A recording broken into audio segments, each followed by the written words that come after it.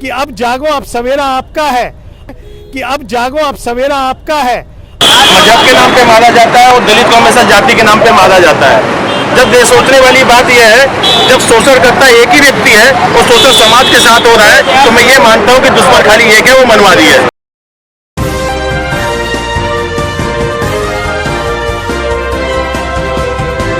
UP चुनाव में ही चंद्रशेखर आजाद की पार्टी जो है लगातार अपना दमखम दिखा रही है, क्योंकि चंद्रशेखर आजाद के पास युवाओं की एक फौज तैयार हो गई है और युवा भी जोर शोर से पार्टी के साथ जुड़ रहे हैं। किस तरीके से यूपी चुनाव में लड़ने वाले हैं, किन किन मुद्दों को लेकर के आगे बढ़ेंगे, तमाम अधिकारी भी हमारे साथ मौजूद हैं। मैं सबसे पहले आपसे जानना चाहूंगा सर, जो यूपी चुनाव में लगातार ये दावे किए जा रहे हैं कि रथ यात्रा जो है योगी जी की कोई नहीं रोक पाएगा, किस तरीके से देखते हैं इसी 2022 के चुनाव में?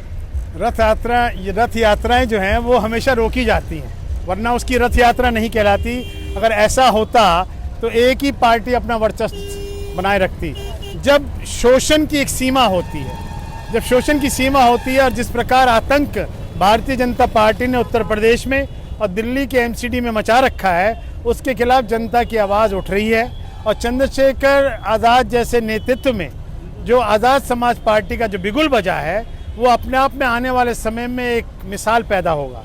तो मैं समझता हूँ कि ये कहना गलत होगा कि उनका रथ चल रहा है, क्योंकि सर ये भी यूपी चुनाव में देखा गया है कि संविधान की धज्जियां उत्तर प्रदेश में सबसे ज्यादा उड़ाई गई हैं।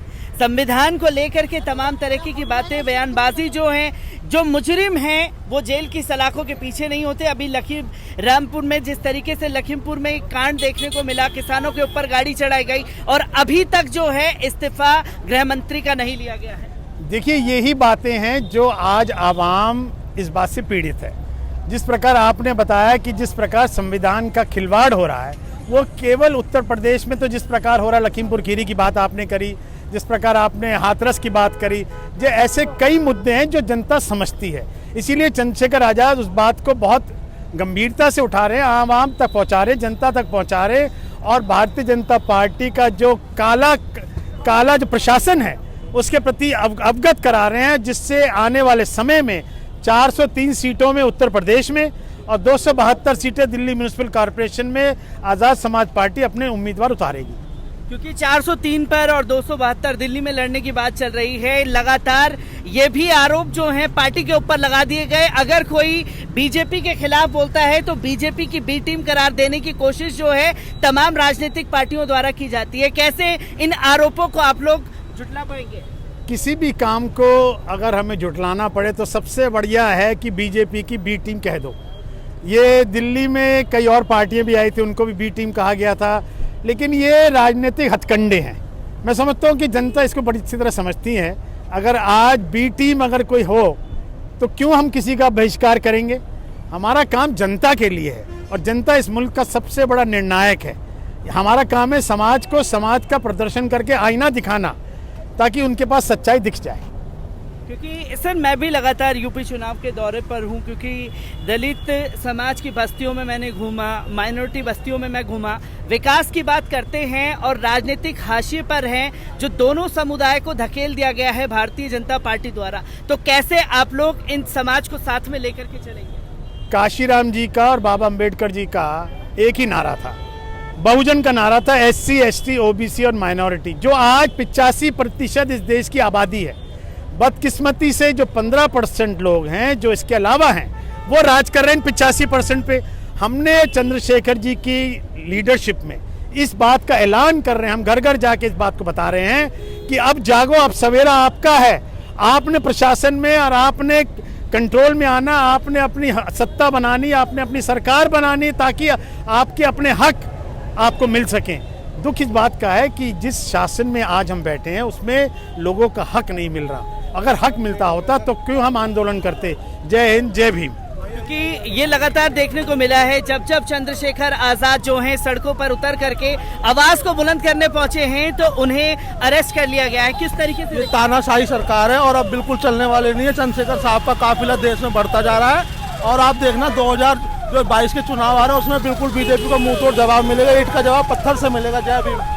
यूपी चुनाव का जो बिगुल है वो तो चंद्रशेखर आजाद द्वारा मूव किया गया है। चंद्रशेखर की सड़क पर उतरते ही योगी सरकार में खलबली क्यों मच गई है? जब भी सड़कों पर उतरते हैं डिटेन कर दिए जाते हैं, गिरफ्तार। क्या है, बहुजन समाज है, योगी सरकार कभी कतई नहीं चाहेगी। जो बहुजन सरकार है, जो अपने हक के लिए लड़ना चाहता है, वो कभी नहीं सोचेंगे कि जो योगी आदित्यनाथ है वो चाहे कि कोई दलित का बच्चा या कोई भी ऐसा गरीब बच्चा उनके टक्कर दे सके, जो संसद और पार्लियामेंट में जा सके और उनकी बातों को कंटेम्प्ट कर सके।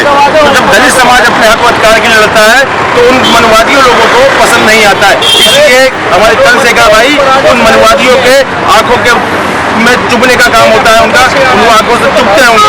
तो वे नहीं चाहते कि दलित समाज का कोई व्यक्ति लीडर बने। जब तक डॉक्टर बाबा साहब अम्बेडकर थे और मानवा साहब काशीराम साहब थे, लेकिन आज वो नहीं है। लेकिन उनकी विचारधारा समाज में है, जो चंद्रशेखर भाई आजाद हमारे साथ उस मिशन को मूवमेंट को साथ लेके चले। चंद्रशेखर आजाद जो है मूवमेंट को साथ लेकर के चल रहे हैं, एकता विभाग जो है लगातार चंद्रशेखर की जा रही है, इसे किस तरीके से मजबूत करने की तैयारी में आप? देखिए, जो दलित मुस्लिम वाली बात है, शोषण आज के टाइम में भारत के अंदर मुस्लिम भाई को हमेशा मजहब के नाम पे मारा जाता है और दलित को हमेशा जाति के नाम पे मारा जाता है। जब ये सोचने वाली बात यह है, जब शोषण करता एक ही व्यक्ति है और शोषण समाज के साथ हो रहा है, तो मैं ये मानता हूँ कि दुश्मन खाली एक है, वो मनवादी है।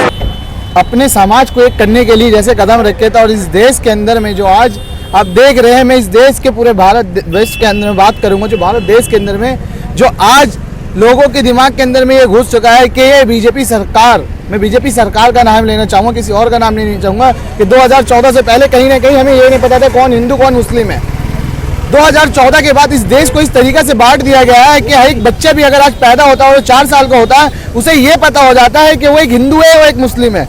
2014 से पहले इस देश के अंदर में कभी आपने ये नहीं देखा होगा कि एक 10 साल का बच्चा उसे ये पता होगा उसका धर्म क्या है। तो आप सोच सकते हैं, एक बीजेपी सरकार, एक ऐसी सरकार इस देश के अंदर में आया, और आने के बाद जो इस देश की कहते हैं ना जमुना और गंगा की जो तहजीब थी, उसे बांटने और तोड़ने का काम जिन्होंने करा है वो बीजेपी सरकार है।